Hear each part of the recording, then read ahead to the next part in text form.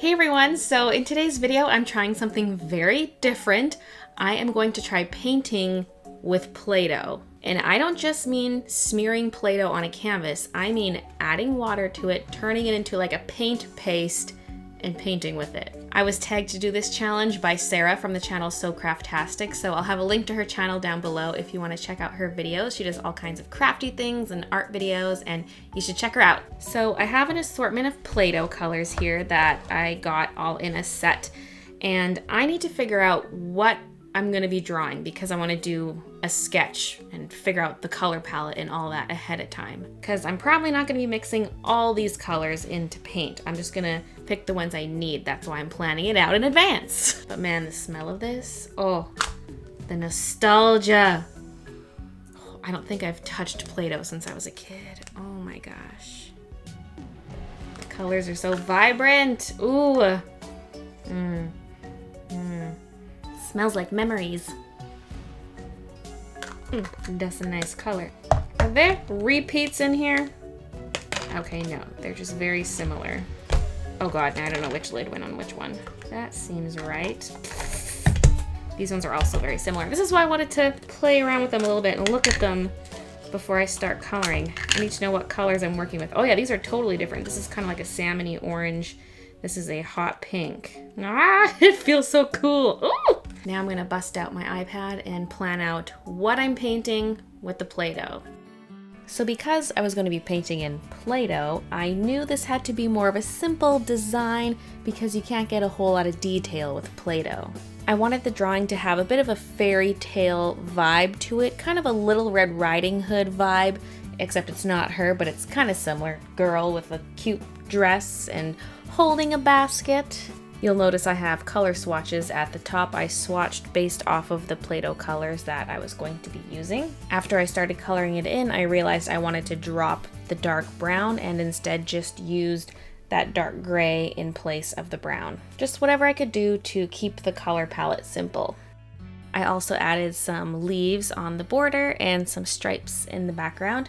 I didn't actually end up doing the stripes on the final one. It does look really cute, but I knew it would be too difficult. The Play-Doh was just being so difficult to handle, so I left out the stripes.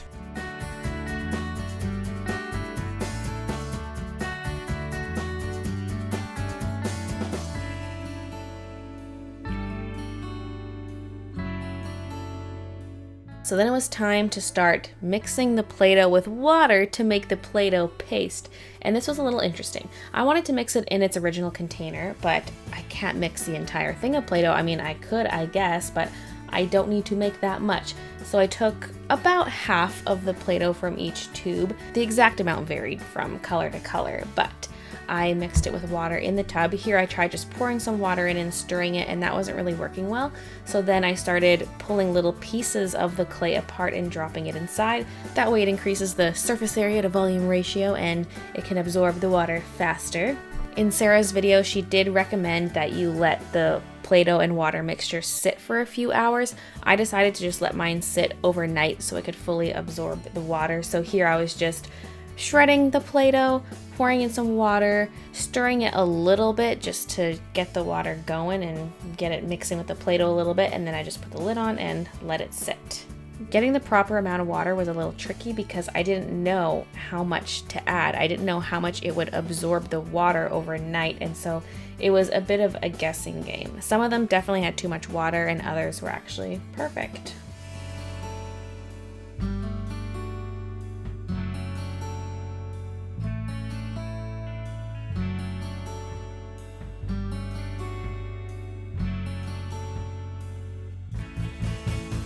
After I had completed all my Play-Doh concoctions, I started sketching onto my canvas just using a green pencil crayon. I didn't end up placing her quite perfectly within the oval. She's a little bit too low, and I considered maybe adding a bow to her head to even it out, but I didn't want to do that. I didn't want to change the design, so she's just a little too low. It's one of those times where you wish you could tweak your traditional art like you can with digital and just nudge her up a bit, but you can't. Okay, it's now the next day, and my Play-Doh has had a chance to soak up all the water overnight, so let's look at our concoctions. It looks chunky at first, but when you start to mix it, it truly is a paste. That's so cool. Hopefully that's enough because I don't have time to soak more. Oh, I did change the outline to be dark green, and I did mix a lot of dark green. So yeah, actually I'm probably good. Cool, all right. I guess I will stir these up and start painting. The light brown color I had for the skin was one of the ones that was too watery. It was probably the most watery of all my colors, and that was the one I started with. And so I was panicking because I thought, oh my gosh, this is so difficult to work with. So much of the canvas was showing through, and a lot of that green pencil was also showing through. And I just thought, this is a disaster. But thankfully, my other colors weren't as watery as this one. I got down somewhat of an even coat. I don't even want to call that even, but I tried my best. I spent forever, and then I tried blow drying it to see if that would help. It helped a little, I guess, just because I knew I wanted to do 2 coats of the brown to try to even it out. So it mostly dried it, and then I moved on to the hair and came back to the skin after. Now this gray color I mixed just looks black. It was weird because the white was so potent when I was mixing it. I kept adding black to make it a darker gray. But after it sat in the water overnight, it just turned super black. So I basically had 2 mixtures of black paint. But this dark gray was going down so smoothly. I think it was the best mixed color out of the entire batch. My light green was also great, but man, this color went down so smoothly. And I think it helped that I was using a palette knife, because that was better at getting smooth color than the little brush. I think it's just because the brush was so small, it would just scrape at the paint and lift it off. Because that's the thing about Play-Doh, is it does not stick to the canvas at all. And that was half the struggle with this, is it's so easy to just scrape it off. And so you'd have to try to lay it down really, really thick. But then it doesn't look as much like paint, it starts to look more like Play-Doh. So it was a bit of a struggle. Okay, no, I take that back. It wasn't a bit of a struggle, it was a huge struggle. Let's just say, when I was done this, I was glad to be done. It took way longer than I thought it would. If I was doing this in regular paint, it probably would have taken me 1/10 of the time, maybe even less.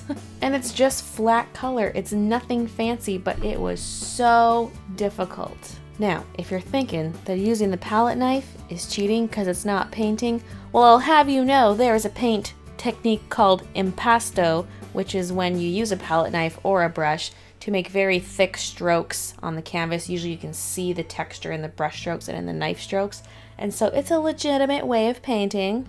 And by the way, the actual paintbrush I'm using is actually a sculpting brush, so the tip of it is rubber, it's not bristles. That's nice because then my brushes don't get clogged with this Play-Doh mixture, but at the same time it probably made it more prone to scraping off the canvas.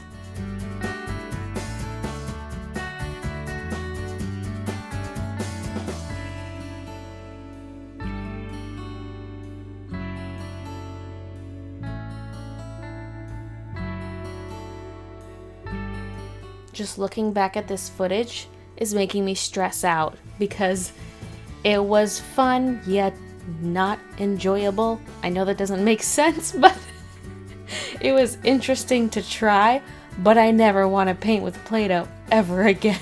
So if you're thinking of doing this challenge, just beware, you're in for a lot of pain, and make sure to set aside a lot of time to do this because it is surprisingly time consuming.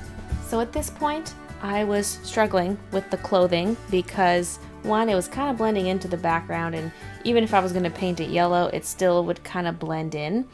And also I was trying to do those gray stripes and it was just not working out. And I thought, why don't I just make the shirt gray and then scrape away some white stripes? And that worked a lot better. It's a little messy looking because it's not a perfectly blended color, but it actually kind of looks neat. If all of the areas were done that way, it would be a really cool effect because the color wouldn't look quite as solid, and so it would give it just a little more dimension, a little something extra.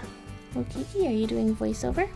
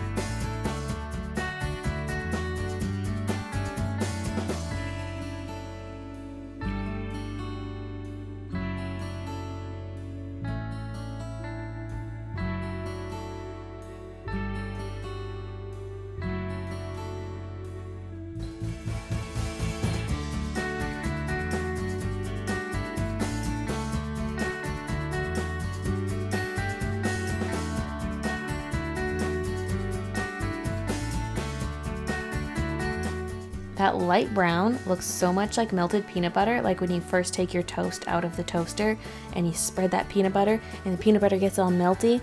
Yeah, that's what it looks like.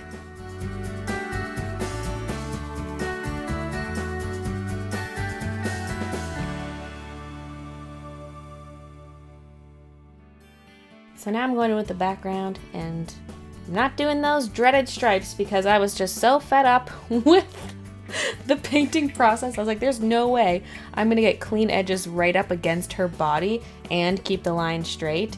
Even if I tried using some kind of masking tape, I wouldn't be able to get it right up to her. And I just thought, it's gonna be solid yellow. Hey, you're so loud. The yellow was a pretty nice consistency, so that was a nice one to spread across the background. The darker green turquoisey color that I used for the leaves was a little too liquidy, and so doing the entire border with this was a little painful and it took a very long time, but I think it was worth it in the end. It looks good.